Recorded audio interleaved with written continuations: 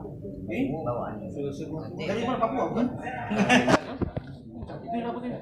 Yopan.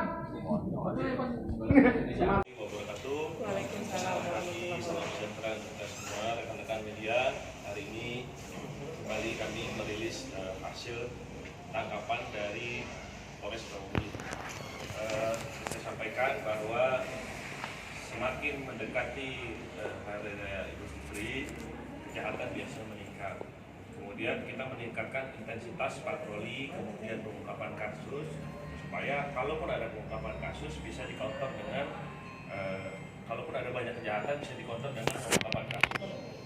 Nah, kemarin Tatula sudah menangkap pelaku tindak pidana narkoba.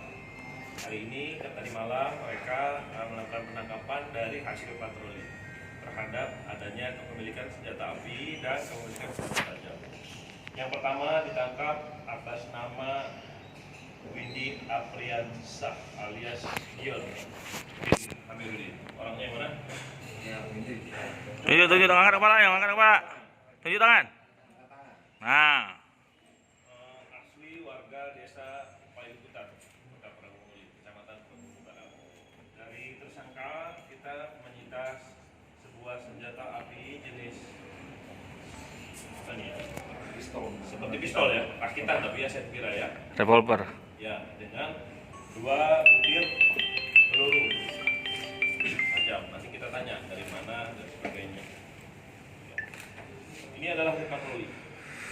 Kemudian berusaha membuang senjata tersebut. Namun demikian berhasil dilakukan penangkapan sehingga kita bawa ke Polres untuk diproses nanti. Terhadap tersangka kita kenakan pasal 1 ayat 1 Undang-Undang Darurat 1251 dan dikenakan ancaman hukuman 10 tahun. Saya ulangi, untuk senjata api 20 tahun.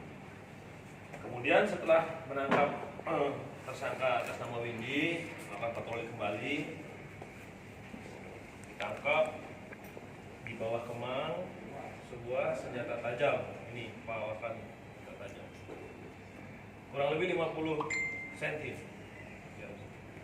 Oh ini 53 cm ya.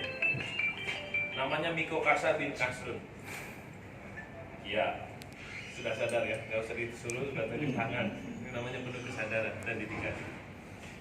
Yang di bawah Kemang terhadap tersangka kita kenakan pasal 2 ayat 1 Undang-Undang Darurat 1251. Ancaman hukumannya 10 tahun.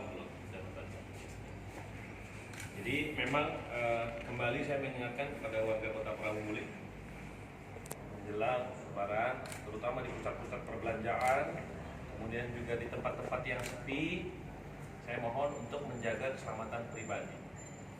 Jangan sampai nanti menjadi korban kejahatan atau